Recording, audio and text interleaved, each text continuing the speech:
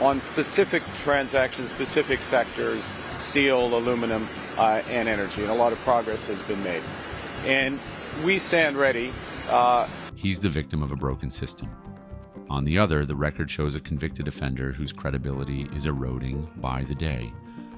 Every new rumor adds weight to the idea that his empire, built on charm and control, is crumbling from the inside. He once ruled the charts in the boardrooms. Now his empire is a stack of appeals, filings, and unverified claims being dissected by journalists and YouTubers alike. And there's more at play than reputation. We can't control the trade policy of the United States. We recognize that that policy has fundamentally changed from the policy in the 1980s, 1990s, 2000s. If this alleged fabrication prompts formal review, Diddy could lose eligibility for the very programs that might reduce his time. The residential substance course he's hoping to enter at Fort Dix is reserved for inmates with clean disciplinary records. A confirmed lie could make him ineligible altogether, locking him inside MDC until late 2028 or longer. Federal consultants note that even one infraction can erase months of credit.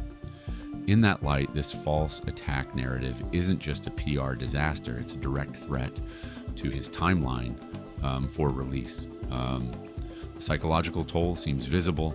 Reports from court sketch artists describe him looking thinner, almost drained, a shadow of the exuberant performer he once was. Well, here's a little bit of that ad that so enraged the president. The transformation has become its own spectacle, an icon reduced to gray stubble and court-issued sweatshirts, staring at a judge who no longer believes him. We can only imagine what goes through his mind as headlines question his every word. Behind those steel walls, perception can become reality fast, and the moment credibility breaks, even allies inside the system stop listening. Now, the talk inside entertainment circles isn't about whether Diddy will make a comeback, it's about whether he'll make it out without new charges. Now, Donald Trump has announced an immediate end to all trade negotiations with Canada because of an advert that criticizes his tariffs. Lawyers connected to similar cases warn that if the court decides to hold an evidentiary hearing, everyone involved in spreading the prison attack story could be subpoenaed, including Finney and possibly members of Diddy's legal team. That would turn a scandal into a procedural nightmare, reopening wounds from a trial that the public only recently stopped watching. We stand at a point where one question defines everything. Was the assault story a misunderstanding born from chaos, or a deliberate deception meant to manipulate justice? The answer could decide not just how long Diddy stays behind bars, but how history remembers him. And it's a situation where the United States has tariffs against every one of their trading partners to different degrees. And it's in that context that our officials, my colleagues, have been working with their American colleagues on detailed, constructive negotiations, discussions. Because for a man once synonymous with control, power, and spectacle, losing credibility is worse than losing freedom. It's losing the script of his own life. So where does that leave us now? With a mogul cornered by his own contradictions, an enemy who's finally found the soft spot, and a judge rumored to be reviewing every claim under a microscope. Diddy's freedom was already hanging by a thread. Now, his own words might be the scissors that cut it, leaving him alone in a system that has no mercy for liars. What do you think? Was this all a desperate attempt to win sympathy, or could there be more we haven't seen yet? Drop your thoughts below, because this story isn't done unfolding. Until next time, stay tuned, stay curious, and remember, truth in this business always finds its way to the surface. Well, Canada's Prime Minister Mark Carney told reporters about a couple of hours ago his country is prepared to continue trade talks when the Americans are ready to actually return to discussions. It all started not with loud statements or another speech in Parliament, but with a short press release that spread across all major publications within a few hours. The Canadian government announced that starting this month, the quota for duty-free imports of cars from the U.S. would be reduced. Formally, it was just a change in customs conditions. In reality, it was a political bombshell dropped into the heart of North American trade. The decision seemed technical, almost boring. But behind the dry figures lay a nervous reaction to much deeper processes. Two major American corporations, Stellantis and General Motors, which not long ago promised to turn Canada into a center of automotive innovation, have begun to cut production at their plants in Ontario. Economic force, because Canada and the United States, that would really be something. So I think Canada is going to be a very serious contender to be our 51st state. Plants in Brampton and Windsor, where assembly lines were humming just a couple of years ago, now resemble museums. Only half of the workshops have lights on, and hundreds of workers have been sent on unpaid leave. The government invested more than $100 million in modernizing these enterprises, counting on decades of cooperation. In return, it expected jobs, taxes, and the certainty that Canada would remain part of the North American production chain. But the corporations chose otherwise. They moved key operations to Illinois and Michigan, citing tax incentives from Washington and Donald Trump's new industrial revival policy. To pick up on that progress and build on that progress when the Americans are ready to have those discussions, because it will be for the benefit of workers in the United States, workers in Canada, and families in both of our countries. In Ottawa, this was seen as a betrayal. After all, behind every relocation of production were not just numbers. There were families, workers, and small suppliers. One analyst noted in an interview with CBC, "Every factory lost is not a statistic. It is a broken network of life." The government could not afford to sit idly by. The Minister of Industry said that the company's actions were unacceptable and violated the commitments they had made when receiving government support. And although formally it looked like a dispute over percentages and agreements, within the cabinet the talk was about much more, about independence, about self-respect, about Canada no longer looking like the junior partner in the North American tandem. The trade system between the U.S. and Canada has always been built on a delicate balance. Years of joint programs and agreements have made the economies of the two countries almost indistinguishably interdependent. A car assembled in Ontario often crosses the border 5 or 6 times before it reaches the buyer. But this balance was based on trust, and when the biggest players started breaking the rules, Ottawa responded with unexpected composure. Instead of holding press conferences and making loud speeches, Canadian officials prepared a set of targeted measures. The main one was to limit duty-free quotas for those very companies that had moved their production abroad. In fact, the average U.S. tariff rate on the world has jumped from just over 2% at the end of last year to almost 16%, 8 times higher, 16% currently. Under the new rules, Stellantis lost half of its previous duty-free import volume, and General Motors lost about a quarter. Formally, this was just a revision of the terms of the agreement, but in fact, it was a signal. Canada is no longer willing to be a silent observer when it is being used as a warehouse or assembly site. The decision was made not in an atmosphere of anger, but in a spirit of cold calculation. One official, who wished to remain anonymous, later told reporters that the ministry even deliberately avoided emotional language so that Washington could not accuse Ottawa of populism. This strategy had an unexpected effect. On Wall Street, Stellantis and General Motors shares fell in the first hours after the announcement, and analysts began to talk about the risk of an escalating trade conflict. The American media called it the quietest blow to the U.S. auto industry since NAFTA.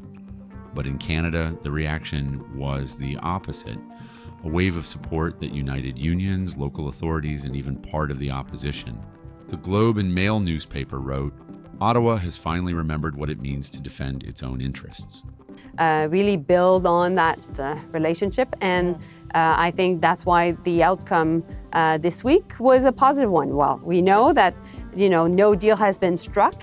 We know that negotiations are going ahead in the right direction. Today, analysts are already calling this episode the moment of maturity for Canadian industrial policy. For the first time in many decades, Ottawa has ceased to be a reflexive player that merely responds to U.S. moves. Now it is making the first move itself. And even though this move was cautious, it changed the very dynamics of the relationship. The U.S. felt that its closest partner was no longer willing to silently play by someone else's rules. Thus began a story in which the familiar balance of power began to shift. Canada, a country that had always seemed economically dependent, showed for the first time that it was ready to dictate terms. And if previously the North American industrial landscape was determined by Washington's decisions, now a new player has confidently entered the scene. Calm, cool-headed, but decisive. Canada no longer asks. It sets the rules. And Canada's been tough on the military because they have a very low military cost. They don't allow our banks. Did you know that? Canada does not allow banks to go in. And it was from this moment that a new chapter in the history of the continent began.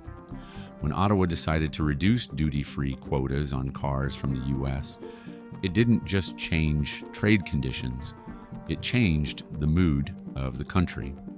For the first time in many years, the Canadian economy was no longer perceived as a system dependent on Washington. Everything that had accumulated over years of concessions and restrained compromises burst out in the form of unexpected confidence. Canada could act on its own. In the corridors of power, this decision was discussed not as a retaliatory measure, but as a new stage of economic independence. For the first time in a long time, the government had the opportunity to speak, not in the language of complaints, but in the language of strength. The political significance of what happened turned out to be much deeper than even the most observant analysts had imagined. Those were quickly followed by reciprocal tariffs on every U.S. trade partner and very high sectoral tariffs applied globally on strategic industries, including steel, aluminum, autos, and copper. An unspoken formula circulated in the ministers' offices. Trump taught us a lesson. We learned it. While the American administration was building up protectionism for years, Canada quietly watched and learned. Now the same tools, quotas, regulations, tax incentives, have become its weapons. The irony is that a strategy designed to strengthen American industry has inspired Canada to create its own version of industrial nationalism. But while Washington acted with loud slogans, Ottawa chose cold rationality. At parliamentary sessions, deputies, usually divided by party affiliation, unexpectedly found themselves on the same side. Even those who had previously accused the government of being too soft on foreign corporations now spoke of a fair response. One speech stated that economic independence begins where patience ends. This became a kind of slogan for the entire country. The unions quickly picked up on this rhetoric, and the media turned it into a symbol of a new era. TV shows discussing the future of industry got record ratings. People argued, offered ideas, and for the first time in a long time, the conversation about the economy sounded less like complaining and more like a plan of action. Public reaction was powerful. In a positive and very important development earlier this month, just a few weeks ago, the United States reaffirmed a core commitment to our free trade agreement, CUSMA, by reinforcing that those Canadian exports to the United States that are compliant with that agreement, that are compliant with CUSMA, will not be subject to U.S. IEEPA tariffs. In Ontario, where factory closures left thousands of families out of work, rallies were held in support of the government. Workers carried signs reading, "Our labor is not an export commodity, and Canada builds for itself." Even those who had recently been skeptical of government intervention now demanded firmness from the authorities. One economist noted that there had not been such a consensus between society, business, and the government since World War II. A popular expression spread on social media. We haven't lost the market, we've found ourselves. Against the backdrop of these changes, the government made a number of additional decisions which were initially hardly reported. An internal agency was created to control foreign investment in strategic industries, with the right to temporarily block deals if they do not correspond to national interests. At the same time, subsidies were increased for companies using Canadian components. Behind the scenes, this was called a new contract between the state and industry. Canadian industry, which for many years had been accustomed to looking to Washington, now began to believe that the future could be built at home.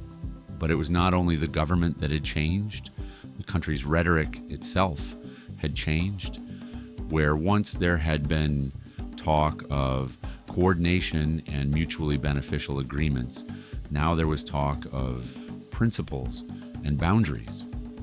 As in previous trade disputes, Canada has implemented a series of retaliatory tariffs.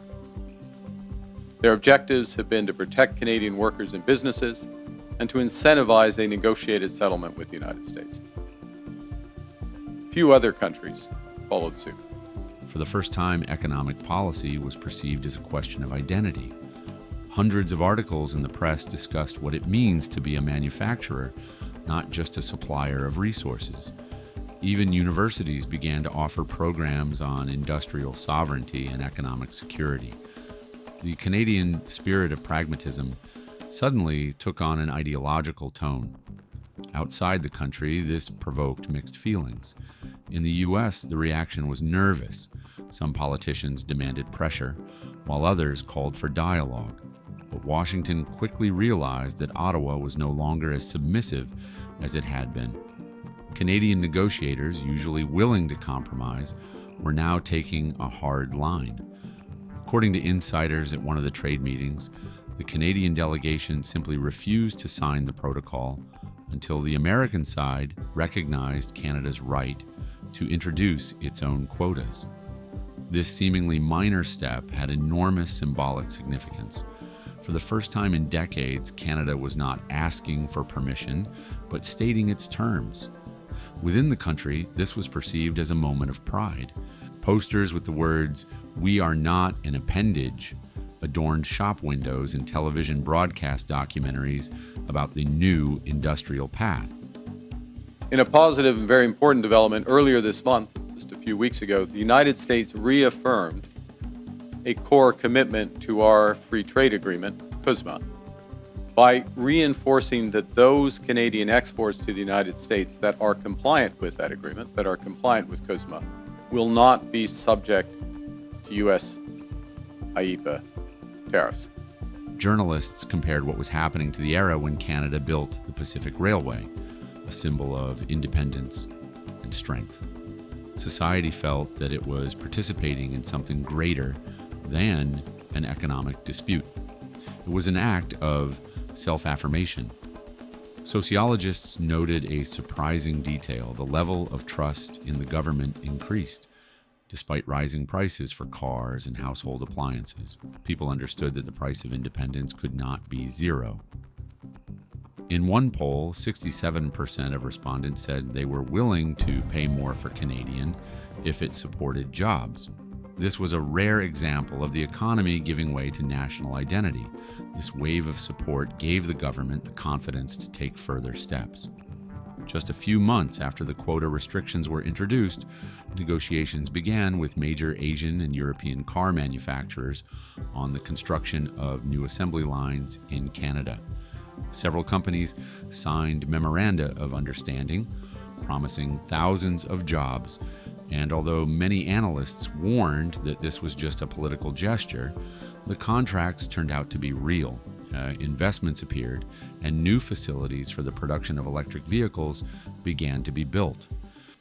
And to these ends, the United States has announced a series of trade actions. Those began at the start of this year with the so-called IEEPA tariffs against Canada and Mexico based on U.S. concerns about the border and fentanyl trafficking. Against this backdrop, even the temporary losses from reduced supplies from the U.S. looked like a price to pay for the future. At the same time, a cultural shift was taking place in the country. In advertising, on television, and on social media, the words "Made in Canada" were heard more and more often. People began to perceive the purchase of domestic goods not just as a consumer choice, but as a civic act. Even popular performers released songs with industrial themes, as if trying to restore the status of the working man as a national symbol. For the first time in a long time, the word manufacturing ceased to be associated with something old and unprofitable in the collective consciousness of Canadians, becoming a sign of pride.